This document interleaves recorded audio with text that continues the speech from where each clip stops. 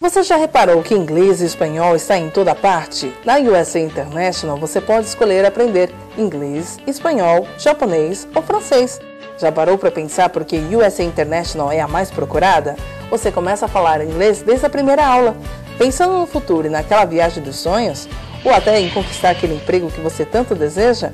Então, aprender mais de um idioma é fundamental. Com material didático e o método de ensino exclusivo, fica mais fácil aprender, além do laboratório multimídia que auxilia no aprendizado do Dopima, seja o francês, inglês ou espanhol, com professores capacitados. Temos aulas de segunda a sábado, das 8 às 22 horas. Ensino de qualidade ao alcance de todos. Venha até a USA International e conquiste o mundo.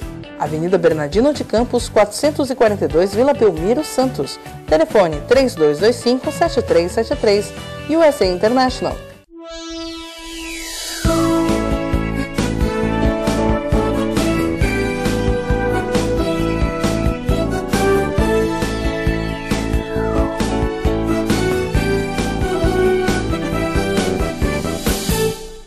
Boa tarde, dia 8 de abril de 2019, hoje o Ação e Reação, segunda-feira, tempo chuvoso na Baixada Santista, hoje com o professor Dr. Cassione, professor Dr. Clemente aqui, programa de segunda-feira, vamos discutir os assuntos da região e do Brasil, né? O velho secretário de Educação foi demitido agora pelo Bolsonaro, será que foi pelo Twitter ou não? O novo presidente da Codesp diz que vai usar o armazém do 1 a 8. Então, para os saudosistas, as pessoas que queriam aí que os prefeitos fizessem alguma coisa do 1 a 8, Porto Madeiro, o Arena Belém, né, que tem lá do lado do Ver o Peso, tal, podem esquecer porque vai ser usada para fins marítimos, né? O prefeito consegue da MSC 110 milhões para pagar a campanha de sarampo. Cargill é multada novamente 2,5 milhões após vazamento de óleo que mata peixes na região do litoral da Baixada Santista. E também filhote de raia gigante achado e pego, uma raia que vai ser estudada aqui, provavelmente foi por alguma rede. Professor Cassione, uma boa tarde hoje nessa segunda-feira. Boa tarde, Filete. Boa tarde, querido Clemente. Caríssimos telespectadores. É um prazer e uma honra estar sempre aqui às segundas-feiras com vocês. Doutor Clemente, mais uma segunda-feira. Mais uma segunda-feira feliz. Vim aqui, eu já não tem como, eu estava atendendo um pessoal lá, por exemplo, não, é meu horário, você me desculpa, vai falando aí com meu filho que eu preciso ir lá para o programa de TV, foi bem assim. Tem que pôr os filhos para trabalhar também, né? Não, bota para trabalhar, tá um prazer muito grande estar com você, Cassione, e com nossos espectadores, porque a gente sabe que é um dia é muito especial para a gente, mas também é um dia onde a gente recebe muitas perguntas e isso nos ajuda a fazer o programa. Cassione, o Vélez foi demitido agora pelo Bolsonaro, né? Muito criticado, até na sua indicação por não ser um brasileiro, mas acho que não tem nada a ver, acho que se ele fosse competente na questão, achei uma pessoa competente, mas parece que desagradou o Bolsonaro com algumas declarações e tal, e o Bolsonaro já o demitiu, né? Era esperado, na sexta-feira já saiu na imprensa, na grande imprensa, e embora ele foi entrevistado e falou que não sabia de nada, né? Lógico, ele não foi comunicado, mas já devia estar com a pulga atrás da orelha, né? E esse não vai comer ovo de Páscoa no governo. Ele foi demitido, na minha opinião, com justiça, porque fez muitas bobagens, né? Eu acho que o indivíduo que vai ocupar um cargo de ministro da Educação, ele tem que ter um mínimo de bom senso. Eu só dou um exemplo para justificar que ele não tem. Ele queria que as crianças todas fossem obrigadas nas escolas a cantar o hino nacional. Palmas para ele. Certíssimo. Eu acho que está certíssimo isso. Onde é que estava o erro? Ele queria que os professores filmassem, as escolas filmassem as crianças e mandassem os filmes de todas as classes, de todas as escolas do Brasil, os filmes para o governo, para comprovar que as crianças estavam cantando o hino. Primeiro, tem o direito de imagem. Você não pode filmar o filho das pessoas, os filhos das pessoas, numa sala de aula, pura e simplesmente à revelia, sem autorização expressa dos pais. a ideia de cantar o hino, indiscutivelmente, não é o problema de cantar o hino, é o sentido que isso representa. Na criança que começa a vida, ela tem que saber o que significa pátria, no sentido mais justo da palavra, e não da patriotada, o que todo mundo tem nas horas da Copa do Mundo. O que é pátria? E o que está dando reforço à ideia de pátria, de positivo, e o que está dando uma fragilidade à ideia de pátria, no negativo. Porque nós somos, de certa maneira, hoje, as gerações de hoje, são filhos da eletrônica, da tecnologia e dos países, principalmente do país que detém o monopólio da comunicação visual. Então todo mundo hoje é orlandista, é disneylista, a pátria são os super-heróis, não são nossos, ninguém sabe nem a nossa história direito, e o que se conta da nossa história se conta ou torto ou não se conta.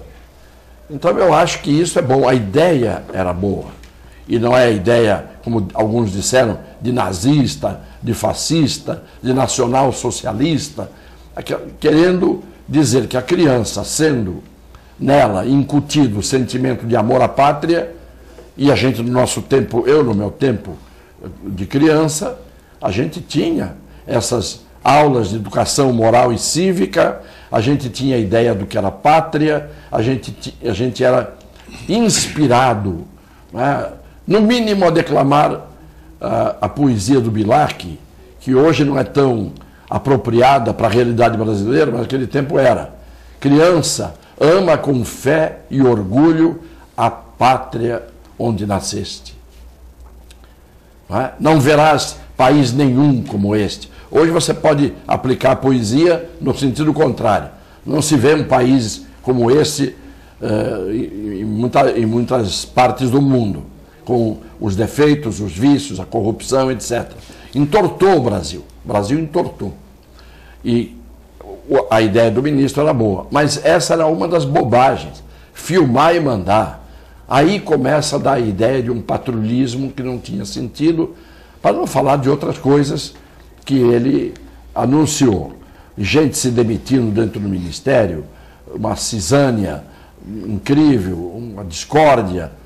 Agora nomearam um economista que era segundo homem da Casa Civil e que, na verdade, tem uma iniciativa no campo econômico e não no campo da educação.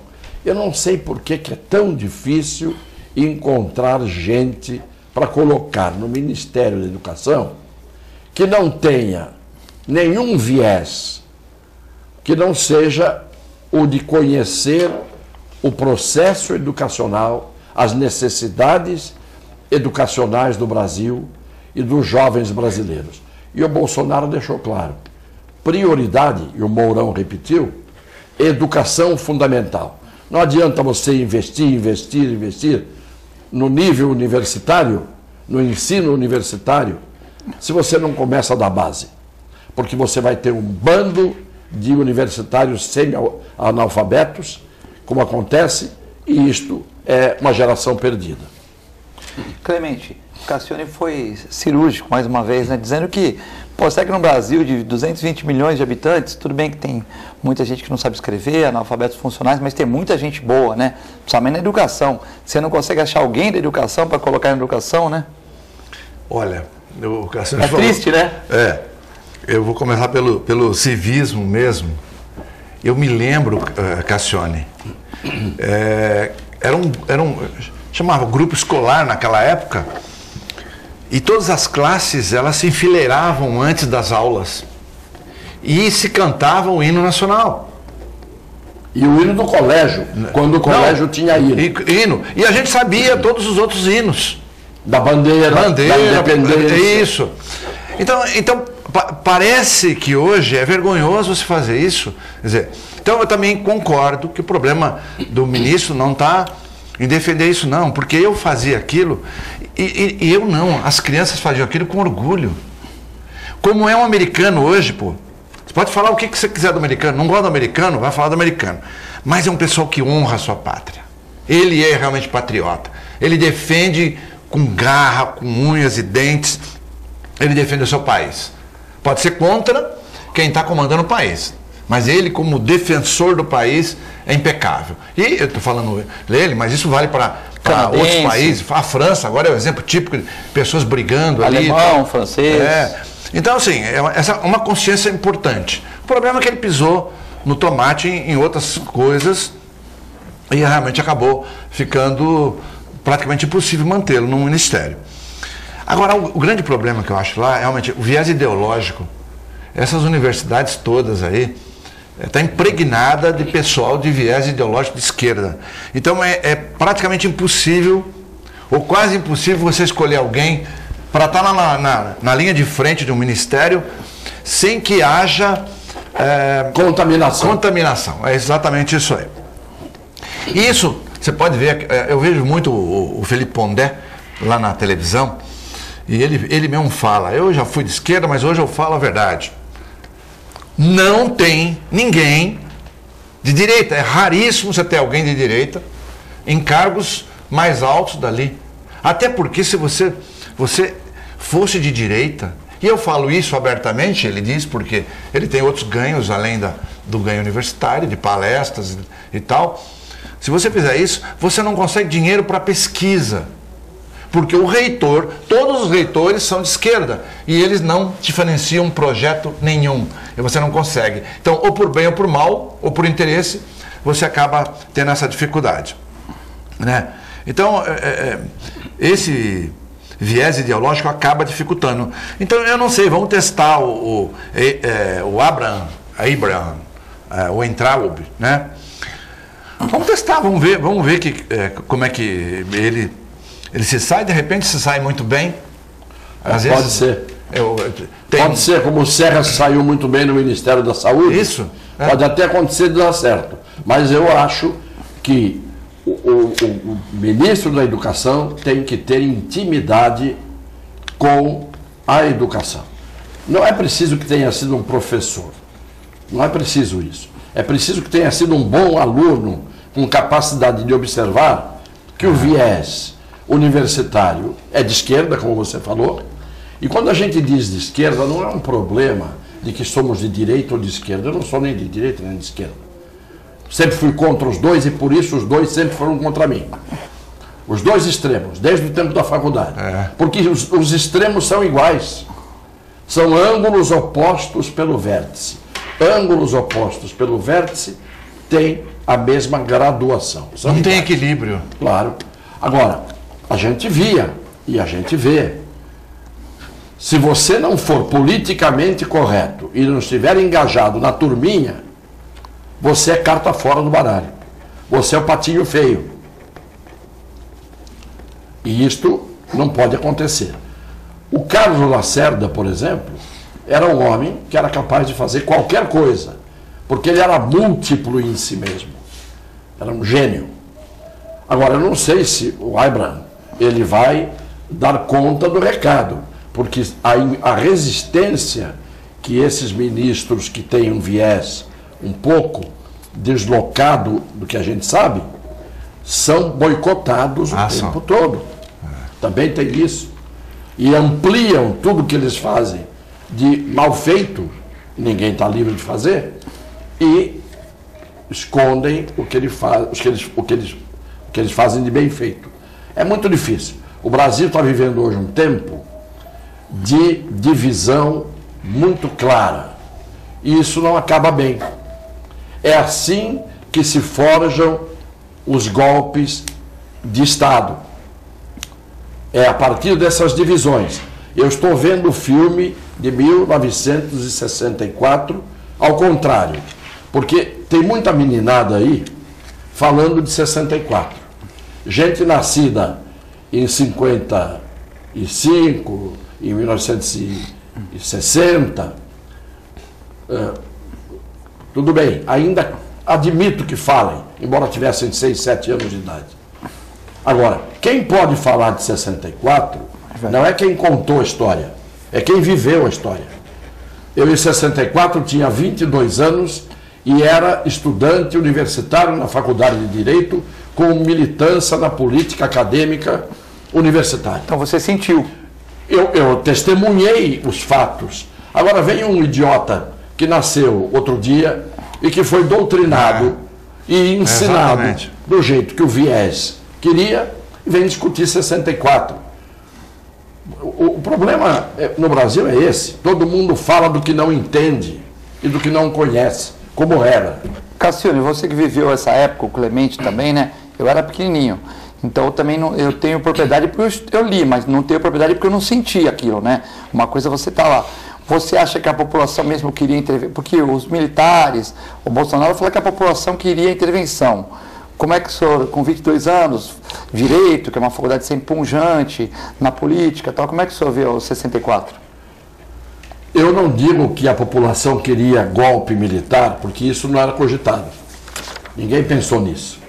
O que a população saiu aos milhões para a rua, porque eu nunca vi, nem nas diretas, nem nas marchas da direta já, e nem nas paradas gays da Paulista, eu nunca vi tanta gente na rua contra o governo que estava instalado, que era dirigido na altura pelo João Goulart. O povo inteiro foi para a rua, no Brasil inteiro. Isso vai desde o Recife a Porto Alegre, onde estava o Leonel Brizola, que era cunhado do presidente Goulart. Então havia um movimento contra a baderna, contra o caos que estava instalado no Brasil naquela altura. E o que aconteceu é que o João Goulart foi embora da noite para o dia, foi para o Uruguai. O mesmo fez o Brizola. E o Auro Moura Andrade, presidente do Congresso Nacional, declarou o seguinte. Aliás, tem gravações aí, é só pegar no Google. Declaro vago o cargo de presidente da República do Brasil. Estava vaga a presidência. E aí o que fez o Congresso Nacional? Uma eleição indireta, onde foi eleito o general Castelo Branco, presidente da República. O golpe, portanto, dos militares em 64 não aconteceu. O Jango saiu, o Congresso declarou vaga a presidência da República e aconteceu que elegeram o general Castelo Branco. Pode dizer, mas é um golpe disfarçado. Muito bem. Sim, mas os civis fugiram, né? Foram embora? Os civis foram os protagonistas. A partir daí, claro que houve deslocamento de tropas, etc., porque com um país acéfalo, todo mundo começou a se mobilizar. O problema não foi 64. O problema foi 68. Em 68 é que houve o AI-5, o fechamento do Congresso Nacional, as cassações em massa, etc, etc, etc. Mas eu não vou aqui fazer uma palestra sobre a história do Brasil de 64 a 68, muito menos de antes de 64. Porque a história do Brasil é a história de golpes. Não queriam que o Juscelino tomasse posse. Tentaram dar o golpe. Não queriam que o Getúlio continuasse no cargo. Ele acabou se suicidando pelo caos que aconteceu. Derrubaram o Washington Luiz. Se você for ver a história do Brasil, o Brasil era de 10 em 10 anos, ou de 20 em 20 anos, você teve a Revolução de 30, a Revolução de 32, a Revolução, o movimento de 37, a intentona comunista, que chamaram. Você teve o problema de 64 e o que acabou acontecendo é que durou muito, fosse bom ou fosse mal, depois aquilo não acabava, se perpetuou. E é claro que isto gera num país coisas boas e coisas ruins.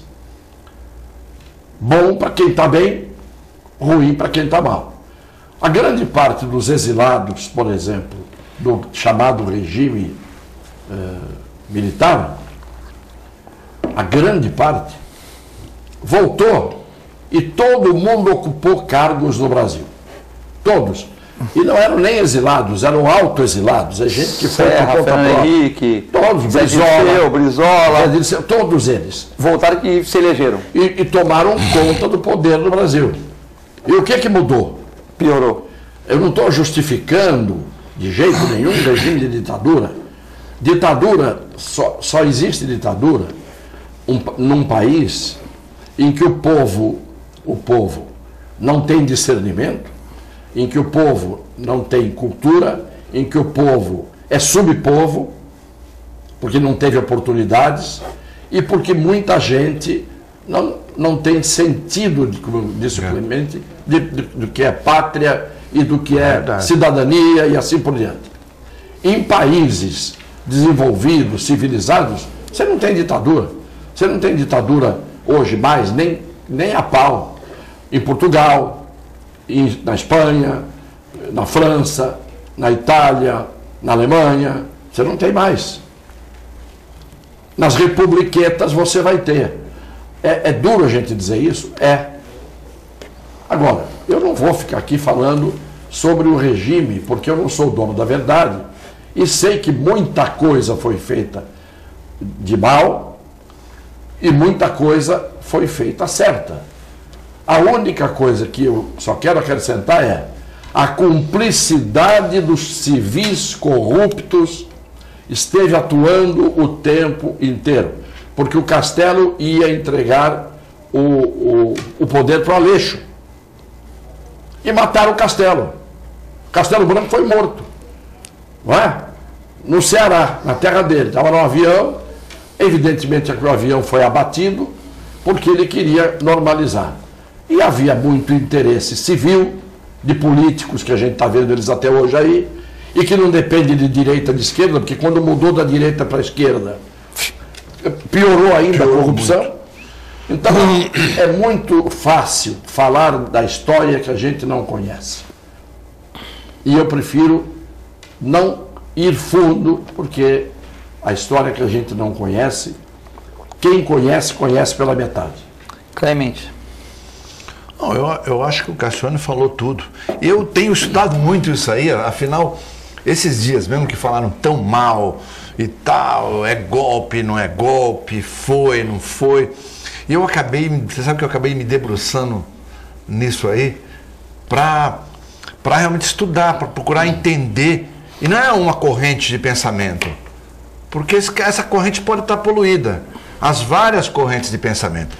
E não por acaso ela coincide exatamente com o que o Cassione acabou de colocar.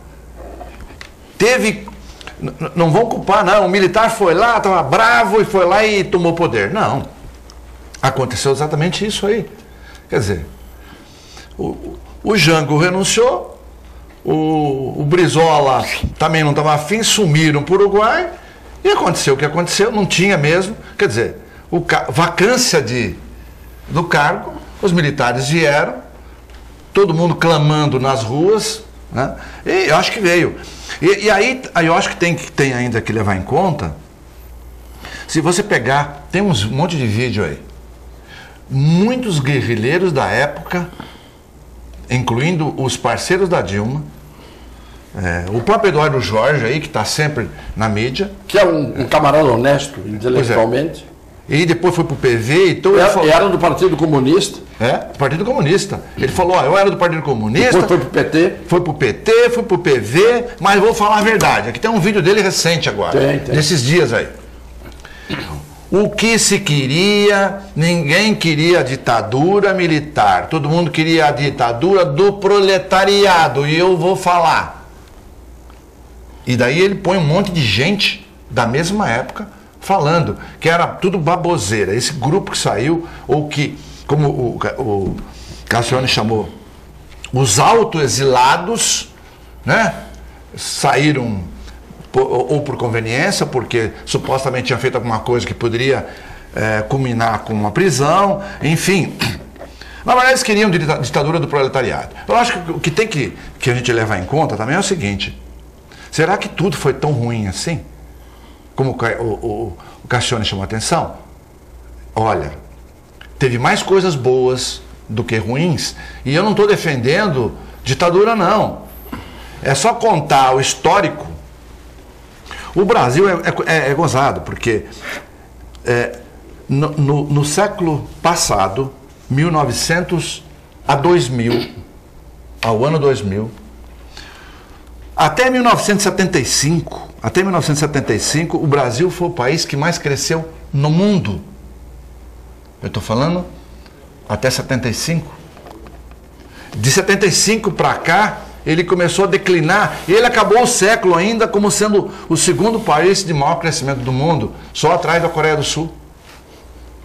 E na época dos militares, foi uma época onde o Brasil mais cresceu entre os vários anos desse século.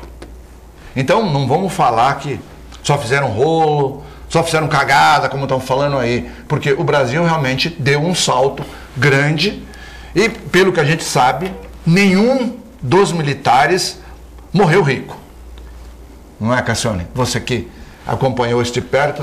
Todos... Não há nenhum registro, nem pelos inimigos, de que eles nem pelos inimigos. Agora, os civis... Erraram, mas não fizeram mas dolo. mais acertaram que erraram. Acertaram muito mais, né? Os civis da época, esses enriqueceram. Porque os civis usaram o tempo todo os militares para ficarem acobertados e mandando e desmandando e ganhando o que queriam. Você pega o exemplo do Andreasa. Mário Andreasa era um general. Foi ministro dos transportes. Tiveram que fazer uma caixinha para pagar o inteiro do Andreasa. Ele morreu na miséria, morreu pobre. E todo mundo sabe disso e ninguém contesta isso. Agora, o que a gente tem que dizer o fundamental é o seguinte: havia um caos no Brasil que normalmente terminaria ou numa ditadura de esquerda ou numa ditadura militar. Não tinha, porque os militares, na maioria, eram evidentemente anti-esquerda. O Brasil estava numa encruzilhada que não ia ter saída. Eu lembro que eu, na faculdade de Direito, fui a um congresso no Sinaporte, Congresso Operário Universitário. Estava tendo 1963 para mais ou menos 63. Pouco antes do 31 de março lá. E eu estava lá. Vários estudantes de esquerda, de centro, de direita, operários, etc. Todo mundo falando, livremente. Mas falando numa pregação de um golpe de rua, de ditadura de esquerda, dentro do Congresso, desse Congresso. E eu, na altura, era funcionário da refinaria. Eu fui pedir a palavra, quase já do meio para o fim. Falei, olha, muitas coisas que foram faladas aqui, eu estou de acordo, e como aqui é um ambiente que até agora não se falou outra coisa, a não ser em defesa da democracia, eu democraticamente quero discordar de alguns pontos. Na primeira discordância, me jogaram um coturno, o camarada tirou o coturno do pé, me jogou aquelas botas de trabalho, jogou, aquilo pegou no microfone, onde eu estava falando, eu ainda espalmei com a mão, que vinha na minha cara. Começou a levantar todo mundo vindo, eu não tinha saída. Ali era matar ou morrer. A terceira hipótese era fugir. Como eu não estava disposto a virar mártir, claro, eu saí em direção à rua, pessoal atrás de mim. Eu era rápido, porque naquela altura eu não tinha a agilidade que eu tenho hoje. Hoje eu sou um corisco, hoje eu sou um raio, né, de velocidade. Naquele tempo eu era lerdo. Só que era tão lerdo que eu consegui sair, descia a escadaria, ia passando um bonde 15, andando em frente à porta do sindicato. E o irmão do Manecão, que foi delegado, que depois virou juiz, o Cal, ele era grandão, ele também era da faculdade, mas era mais velho do que eu, e mais antigo aluno. Ele botou o corpo assim na frente e deu uma bloqueada na turma, e eu peguei o bonde andando do jeito que, literalmente, o bonde ia passando, do jeito que o bonde ia passando, eu mergulhei no bonde. De tal maneira que quando todo mundo chegou na rua, não entendeu que eu evaporei, eu sumi. Ninguém entende onde é que ele foi. Porque eu sumi, claro que eu sumi, porque você imagina. Né? Desci, entrei no bonde, o bonde estava andando, o bonde passou, ninguém imaginou que eu tinha conseguido. Se fosse hoje, evidentemente, eu era capaz de ser atropelado pelo bonde. Né? Mas isso é para mostrar a tal democracia, que ela é endeusada pelos falsos democratas. A democracia, para alguns, é o direito de falar e direito de calar. Eu tenho o direito de falar e o direito de te calar. Isso não é democracia. Aliás, a palavra democracia usada serve para tudo. Né? Serve para tudo. É que nem calço de mesa. A mesa está bamba, o que você tiver na mão você põe embaixo. Um pedaço de papel, um taco de rolha, o que você puder pôr. A democracia é isso. Democracia para valer mesmo. Desde o Solon, na velha Grécia, eu não conheci uma democracia plena. Plena, que a gente diga, é absolutamente plena. Porque o poder econômico, desde que inventaram a moeda, lá no... não sei quando, o poder econômico é o que manda. Então, o poder econômico, normalmente, é muito mais poderoso do que qualquer poder político ou poder institucional, porque esses, normalmente, são reféns do poder econômico. Então, a democracia, para mim, na minha idade, é uma palavra muito bonita, que a gente aprendeu a sonhar com ela, mas sempre acordava. Sonhava, mas sempre acordava. Era sonho. Estamos aqui sendo transmitido às 13h15, primeiro horário, a reprise às 23 horas e mais uma reapresentação, 1h da manhã de terça-feira. Você está acompanhando a gente pelo Sistema NET, canal 11, 8 Vivo Fibra ou pelo www.tvcomsantos.com. Muitas participações chegando, o telefone está vibrando. Você pode mandar o WhatsApp para o 13, para quem está fora da Baixada Santista, 99711 5545, né? 13 99711 5545. Perguntas para o professor Cassione e o professor Clemente que vão ser respondidas no segundo bloco. É muito rápido, já voltamos.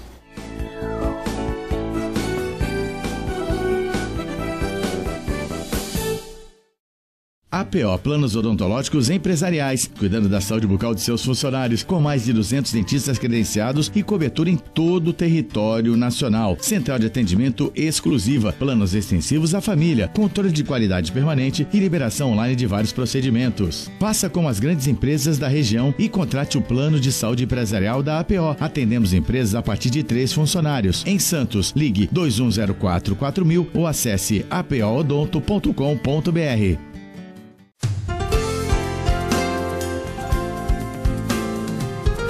Plano Santa Casa Saúde de Santos, cuidando de você há mais de 2 décadas, com muito carinho. Afinal de contas, são quase 90 mil vidas. Atendimento em todas as cidades da Baixada Santista e Litoral Sul. Plano Saúde Total, ou seja, saúde mais odontologia. Inclusive o programa de saúde continuada, prevenção de doenças crônicas. Plano Santa Casa Saúde de Santos, há mais de 2 décadas cuidando de você com carinho. Você já reparou que inglês e espanhol está em toda parte? Na USA International você pode escolher aprender inglês, espanhol, japonês ou francês. Já parou para pensar por que USA International é a mais procurada? Você começa a falar inglês desde a primeira aula. Pensando no futuro e naquela viagem dos sonhos, ou até em conquistar aquele emprego que você tanto deseja? Então, aprender mais de um idioma é fundamental. Com material didático e o método de ensino exclusivo, fica mais fácil aprender, além do laboratório multimídia que auxilia no aprendizado do Dopima, seja o francês, inglês ou espanhol, com professores capacitados. Temos aulas de segunda a sábado, das 8 às 22 horas. Ensino de qualidade ao alcance de todos. Venha até a USA International e conquiste o mundo. Avenida Bernardino de Campos, 442, Vila Belmiro, Santos. Telefone 3225-7373. USA International. A Clínica Multiimagem é especializada em exames de radiologia e diagnóstico por imagem, investindo continuamente em tecnologia e trazendo constantes inovações para proporcionar à comunidade médica e seus pacientes diagnósticos ainda mais precisos. Sua nova e moderna estrutura, aliada à tecnologia de ponta, juntamente com o corpo clínico especializado, tornam a Clínica Multiimagem um dos centros de diagnósticos por imagem mais avançado do estado de São Paulo. Entre em contato pelo telefone 3202-1250.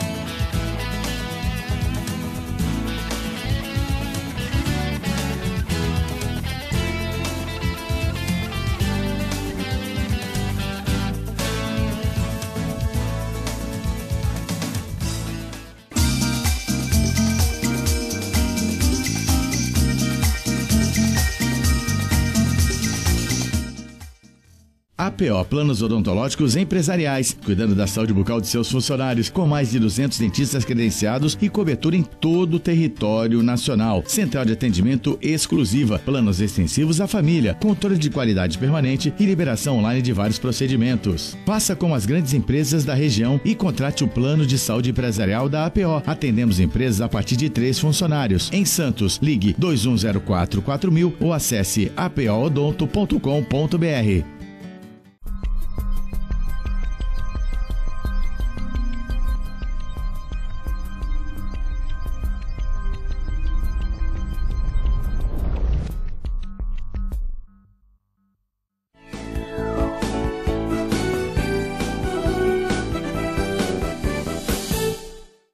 Estamos de volta na Nação em Reação, nessa segunda-feira, dia 8 de abril de 2019, com participação do professor Cassione e professor Clemente.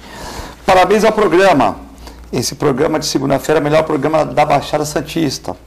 É a opinião da Sônia de São Vicente, a gente agradece.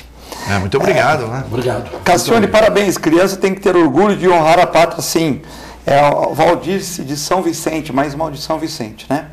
Mandar um abraço para a mãe do Rick Santos, a dona Odete, que está vendo o programa aqui, diz que sempre gosto. E o Carlos Alberto aqui. Boa tarde a todos, abraços. Pergunta para o Cassione se o governo Temer foi golpista e deu isenção às petrolíferas de R$1 trilhão, isenção de impostos. O que ele acha da reforma da Previdência? Então está falando aqui o Carlos Alberto sobre o governo Temer, segundo ele é golpista, que deu isenção para as petrolíferas de R$1 trilhão e querem a reforma agora para tirar R$1 trilhão. Então ele está querendo dizer que com o dinheiro das petrolíferas dava para pagar, não precisava de reforma. Eu acho que todo governo composto por inimigos que aparentemente se conciliam, quando você se junta, ou você junta água e óleo, isso já, de certa maneira, é uma forma de enganar o povo e é uma forma de corrupção. Dilma e Temer, né? Dilma e Temer era absolutamente um processo inconciliável. O Temer passou os mandatos dele como deputado mostrando um lado. Depois, quando ele estava como deputado e o Lula era presidente, havia um quinteto, eu já falei isso várias vezes aqui, querendo o impeachment do Lula, no primeiro mandato já, que era o Padilha, o Henrique Alves, Moreira Franco, o Temer e o Gedel. Todos os 4 viraram ministros do PT e o Temer vice da República do PT. Você acha que o PT queria o Temer? E você acha que o Temer queria o poder? Queria o PT? Ambos queriam o poder.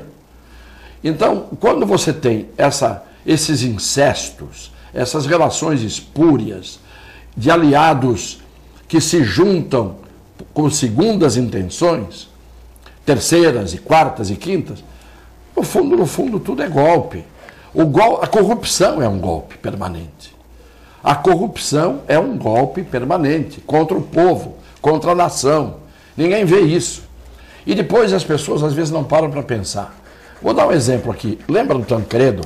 Quando o Tancredo foi eleito em 85, que depois acabou dando o Sarney, porque o Tancredo morreu?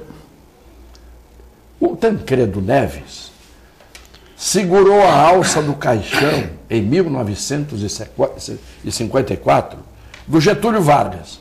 Ele era o ministro da Justiça do Getúlio. Um viés ideológico A. O mesmo Tancredo Neves, quando o Jango estava voltando da China e iria assumir a presidência da República, o que fez o sistema da época? Uma jogada para o parlamentarismo. Quem foi escolhido para ser o primeiro-ministro?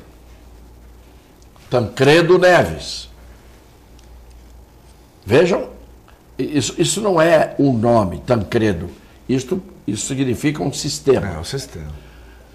Passou, derrubaram o parlamentarismo e a vida continuou.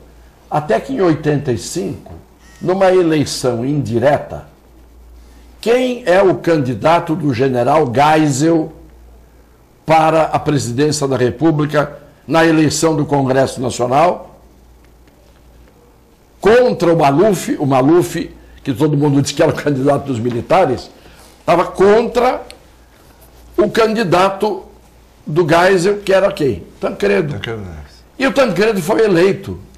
E quando o Tancredo morreu, a pátria saiu às ruas chorando sob a melodia e a voz do Milton Nascimento. Ação de estudante e tal. E puseram o Sarney.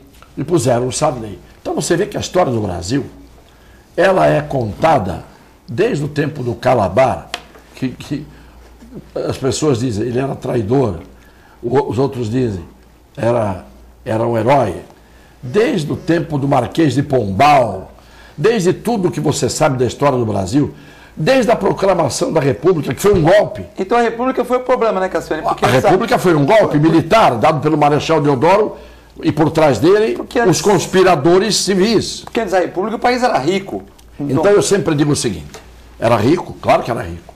E o Império colocou o Brasil, na época, no mesmo nível. Em 1840, o Brasil tinha o mesmo nível socioeconômico dos Estados Unidos. Em 1840, com Dom Pedro II. Foram eles que fizeram a abolição da escravatura. E por que o golpe da República veio? Porque ninguém se conformou com a abolição. A abolição dos escravos gerou nas classes dominantes economicamente um mal-estar, um desconforto, e aí montaram o Marechal Deodoro em cima de um cavalo, e em cima desse cavalo ele saiu desfilando, trotando, e proclamou-se a República. Essa é a história do Brasil. A história do Brasil precisa ser conhecida, mas para ser conhecida precisa ser desvendada, porque uma coisa é você ter a história não conhecida porque ninguém leu os livros de história que contam a verdadeira história. Mas quando você tem historiadores, entre aspas, de viés de esquerda, de viés de direita, e hoje os historiadores são jornalistas, porque são eles que dão a notícia em tempo real, e a gente sabe qual é o viés da maioria dos jornalistas, então você não sabe o que você sabe. Você não pode ter certeza das suas certezas. Então eu dizia para os meus alunos na faculdade, quando eu ensinava história primeiro, e depois mocinho, depois fui ensinar direito. Eu dizia o seguinte, quem quer aprender, a primeira coisa que tem na mente, tem que ter na mente e na consciência, é a dúvida. duvidem de tudo e procurem a verdade. Duvidem até do que eu estou falando. Eu estou aqui como professor, duvidem de mim, porque vocês não sabem se eu estou enganando ou estou falando a verdade para vocês. E a dúvida é que pode levar à certeza. Quem tem certeza de tudo à primeira vista, pode ter certeza, essa sim, de que a sua certeza é duvidosa. Bom, muitas participações aqui. A Rosa, estou tendo uma aula hoje. Cadê o professor? Que bacana. Estou na audiência. Abraço para o Cassione. Trabalho com a Silvia, filha dele, professora maravilhosa, muito estimadas por todas. Tem um elogio? Agradeço o nome da minha filha, e não é porque é minha filha, mas ela é uma professora daquelas que nasceram para ser. Fez o curso de Direito, terminou o curso de Direito e falou: não quero saber de justiça, de direito, de coisa nenhuma. Isso não existe. Eu vou fazer letras. Fez outra faculdade e vive 24 horas por dia na educação. Da educação e na educação. Então, e foi dar aula, e começou dando aula lá na Vila Natal, em Cubatão. Esse é um exemplo de idealismo mesmo. Idealismo. Né? Porque se você imaginar as profissões, seria muito mais conveniente, sobretudo com um pai famoso. Né? Fazer direito. Fazer direito. Então, e tem uma outra filha que fez direito, que era competentíssima e que não quer saber. Largou tudo, largou o meu escritório, largou tudo, porque as desilusões que viram o pai passar já botaram, elas ficaram com o pé atrás. E aí elas começaram a ver por elas mesmas. Né? E tem um outro filho, um terceiro filho, que também não está exercendo a profissão. E não quiseram fazer concurso sequer para juiz, para coisa nenhuma. Porque na família lá ninguém é muito dado a fazer julgamentos. Com exceção deste homem antigo que tem o direito de pelo menos não julgar, mas de contar o que ele sabe. Posso estar errado, mas o que eu digo de dentro do meu conhecimento e da minha alma. Não distorço, não tem atalho. Se todo mundo falasse na televisão o que pensa, seria melhor. Uriel Vilas Boas, o Uriel está de cabeça inchado. A gente falava aqui que o Filipão estava falando muito, reclamando muito, o Lucas Lima ganhando muito, não jogando, bola já deu no que deu, né? É complicado, né? O Palmeiras escolheu com o Milionário, perdeu de São Paulo nos pênaltis. Uriel Vilas Boas está com a cabeça inchada, jornalista. Parabéns pelo dia do jornalista que foi ontem, Uriel, que também é advogado. O ministro da Educação, Clemente, foi demitido por declarações lamentáveis e estapafúrdias. Como então o presidente que chega a ponto de dizer que não nasceu para ser presidente. Como é que você analisa essa declaração do Bolsonaro? Ele disse que não nasceu para ser presidente. Então o que ele está fazendo ali? Não, aliás, essa entrevista eu até vi. Mas eu acho que não foi nesse contexto, não. Porque a gente foi meio alegre, não foi assim tão radical, não né? foi nesse sentido. É como você falar hoje, eu não nasci para política, o Cassiano poderia dizer isso, eu não nasci para política, mas de repente, num determinado momento, você fica vendo tanta injustiça que você quer dar a sua contribuição. Às vezes você consegue, às vezes você não consegue. Eu acho que ele acabou dando um recado que coincidiu com um momento da população em que ela estava tão infeliz com o que vinha ocorrendo que ele acabou ganhando lá com uma grande margem. Não acho que ele falou isso por incompetência, não. Não vejo o Bolsonaro como uma pessoa burra, nem uma pessoa incapaz, pelo menos, de escolher as pessoas. Tanto é que está trocando, né? Trocou. E provavelmente vai trocar o de turismo também. Ou seja, eu não vejo muito por esse lado. Aliás, eu vejo que houve muito mais erros lá de trás do governo anterior do que do governo atual. É que naquela época, a mídia que recebia uma verba poupuda, parruda, em todos os sentidos, a mídia escrita, falada, televisada, tudo, ela recebia muito dinheiro e hoje nós sabemos que todos estão quebrados. Tanto é verdade que, aproveitando a pergunta que foi feita anteriormente, 1 trilhão de isenção de impostos, a gente sabe por que houve essa isenção de impostos. Todas foram por corrupção, né? E está aí sendo avaliada E a coisa é muito pior do que nós imaginamos. A hora que abrir a caixinha do BNDES, a gente vai ver assim, que grande ou todas as isenções, incluindo as dos carros que nós compramos, foram tudo fabricadas. Não havia por que fazer. Então, só que a gente acabou, com 3 meses de governo, a gente quer culpar todos os problemas do passado a esse governo. E é muito gozado, porque quando você vê uma Miriam Leitão falando, ou mesmo o pessoal da Globo, de uma forma em geral, eu vi ontem, é um negócio impressionante, porque o cara fala, não, mas porque nós estamos com déficit. Não, mas pera lá. O Bolsonaro não tem nada a ver com isso. Esse déficit foi feito nos 16 anos que o antecederam, não é agora. Agora que está aparecendo esse déficit, porque em 100 dias de governo, né, que será na quarta-feira, não se pode exigir grandes coisas, e eu acho até que foi feito muita coisa. Muita gente demitido, o caminho está correto. O que está faltando é a sensibilidade dos parlamentares, seja do Senado ou da Câmara Federal, em dizer que tem que explicar o que tem que fazer, o porquê de aprovar a Previdência, a reforma da Previdência. Eu acho um absurdo. Um cara que foi eleito para estar lá, supõe-se um mínimo de conhecimento, pelo menos aprender a fazer continha ali, como fazia os padeiros antigamente, fazer a continha naquele papelzinho do pão, um mínimo de conhecimento, ou então são analfabetos, de saber que não precisa ninguém explicar nada. Precisa fazer uma reforma da Previdência, e ponto final. E não tem que ficar babando ovo. Não, o Bolsonaro tem que babar ovo, o Onyx Lorenzoni tem que babar ovo, o Mourão tem que babar ovo. Não, Você pega o exemplo dessa isenção dos jornalistas, aquela figura chamada Leilani Neubert, aquele é um horror. Da Globo News, que apresenta aquele jornal das 6 horas da tarde, teve um bate-boca com o Bolsonaro agressivo pelo Twitter, onde ela chama, e a palavra tem 2 sentidos, chama uma manifestação do Bolsonaro, uma coisa que ele disse, de escatológica. Essa palavra tem 2 sentidos. O dicionário mostra bem os 2 sentidos da palavra. Pus muito bem.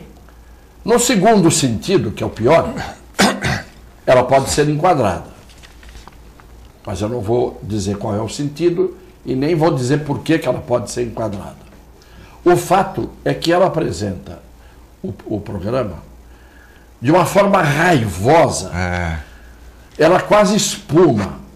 Ora, um jornalista que apresenta um programa com esse ódio, com essa raiva, ele não pode merecer credibilidade.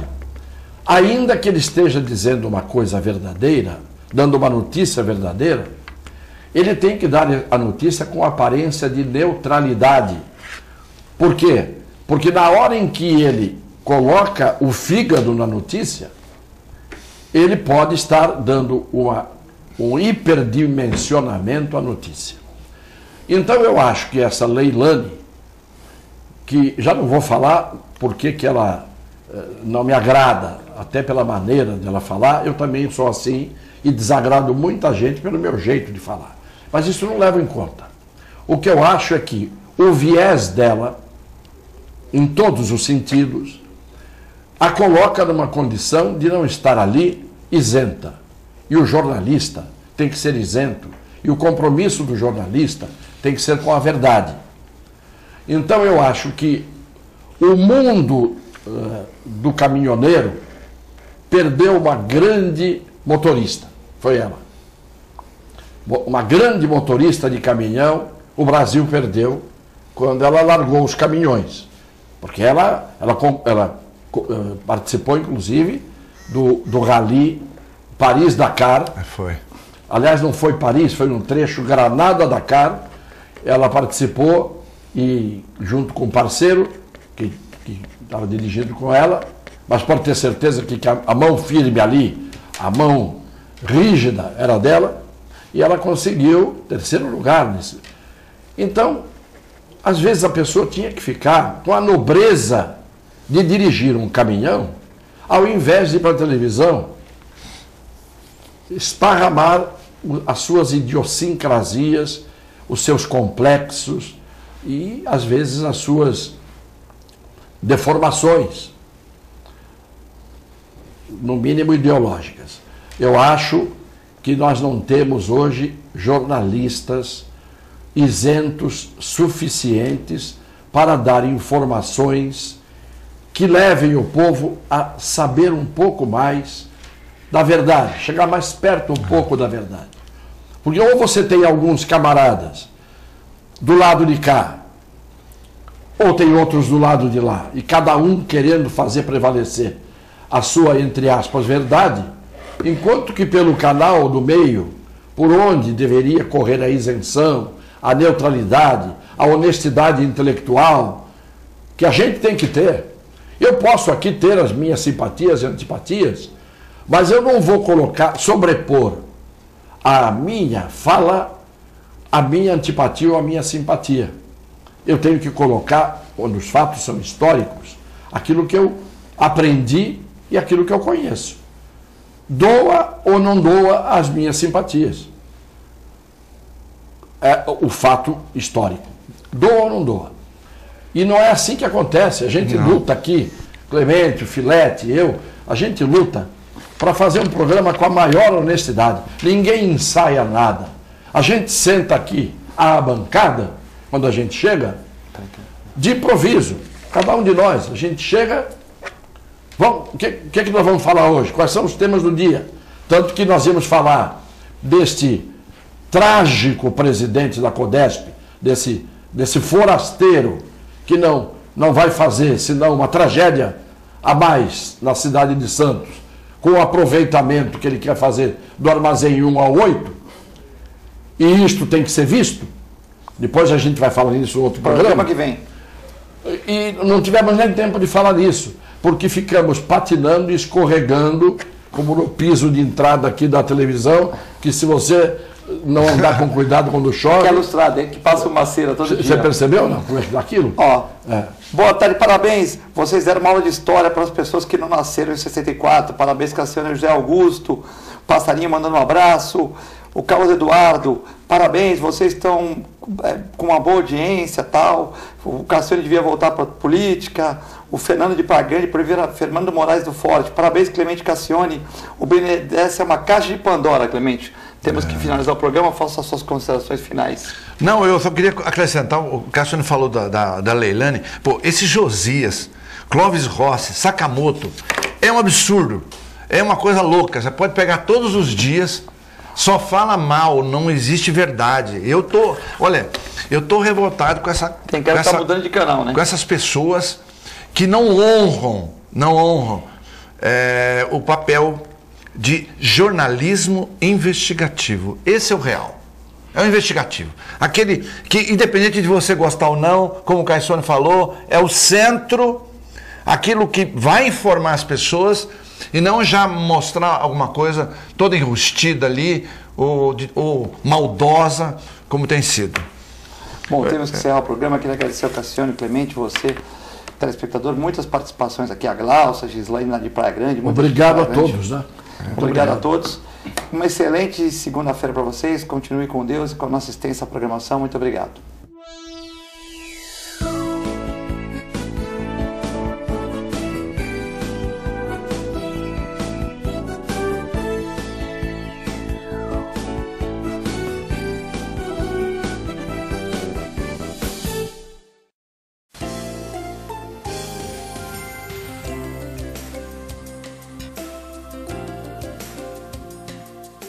Você já reparou que inglês e espanhol está em toda parte? Na USA International você pode escolher aprender inglês, espanhol, japonês ou francês. Já parou para pensar por que USA International é a mais procurada? Você começa a falar inglês desde a primeira aula. Pensando no futuro e naquela viagem dos sonhos? Ou até em conquistar aquele emprego que você tanto deseja?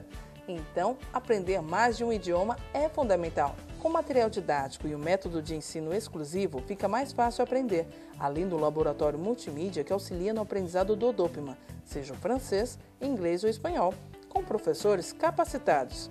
Temos aulas de segunda a sábado, das 8 às 22 horas. Ensino de qualidade ao alcance de todos. Venha até o USA International e conquiste o mundo. Avenida Bernardino de Campos, 442, Vila Belmiro, Santos. Telefone 3225-7373. USA International.